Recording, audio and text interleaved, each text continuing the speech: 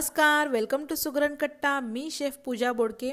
Friends, आज मी तुम्हाला चुलीवरची बाजरीची भाकरी कशी करायची ही रेसिपी दाखवणार आहे। भाकरी करणं हा अत्यंत सोपा प्रकार आहे। फक्त व्यवस्थित त्याला मळणं किंवा कशा पद्धतीने थापून घ्यावं हे तुम्ही व्यवस्थित जर बघून घेतलं तर अगदी आरामात तुम्ही भाकरी घरी करू शकता।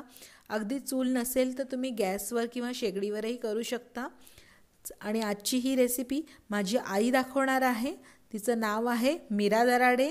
चला तर मग आजची चुलीवरची बाजरीची भाकरी बघूया। प्रथम एका ताटामध्ये पीठ घ्यायचं आहे। साधारण 1 ते 1.25 कप घेतलेलं आहे पीठ।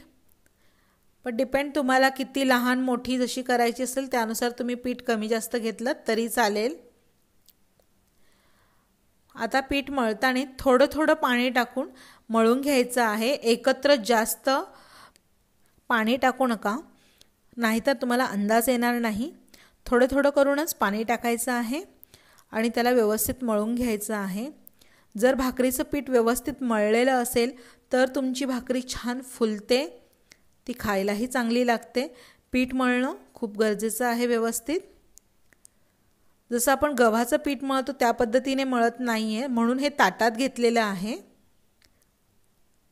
हे बाउलमध्ये पीठ मळू नका, ताटातच मळा किंवा परातीत मळा, तरच ते व्यवस्थित मळलं जातं। बघू शकता अशा पद्धतीने तळव्याच्या हाताने त्याला व्यवस्थित मळून घ्यायचं आहे। आणि आता हा गोळा रेडी झाल्यानंतर तुम्हाला जितक्या मोठ्या आकाराची भाकरी करायची असेल त्या आकाराचा गोळा रेडी करून घ्यायचा आहे। त्यानंतर त्याला आकार द्यायचा असा गोल।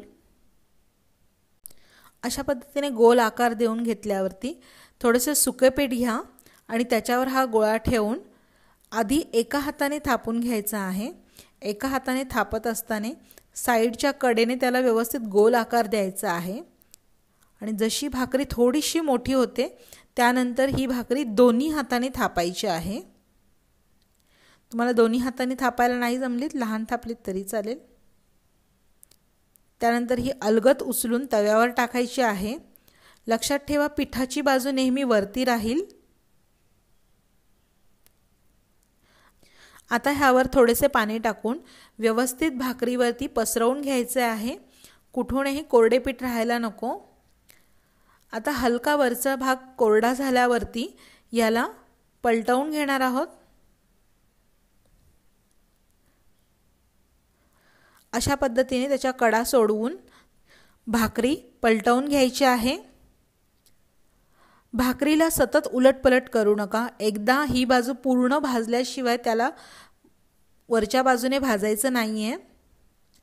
आता खालची बाजू ही प्रॉपर भाजली गेली पाहिजे।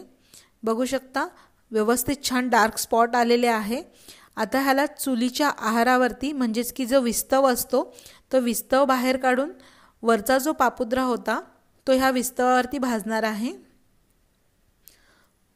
नॉर्मली गॅसवर जेव्हा भाजतो तेव्हा विस्तवावर आपण नाही भाजू शकत, त्यावेळेला तुम्ही तव्यावरच भाजलीत तरी चालेल। अशा पद्धतीने सगळ्या बाजूने व्यवस्थित भाजून घ्यायची आहे। अशा पद्धतीने भाकरी आई करून घेत आहे। आणि माझी ही जर रेसिपी तुम्हाला आवडली असेल चुलीवरच्या भाकरी तर प्लीज माझ्या रेसिपीज लाईक, शेअर आणि सबस्क्राईब करायला विसरू नका। आणि ही रेसिपी कशी वाटली हे मला कमेंटद्वारे सांगायला विसरू नका। तर फ्रेंड्स, भेटूया नेक्स्ट रेसिपीमध्ये। बाय।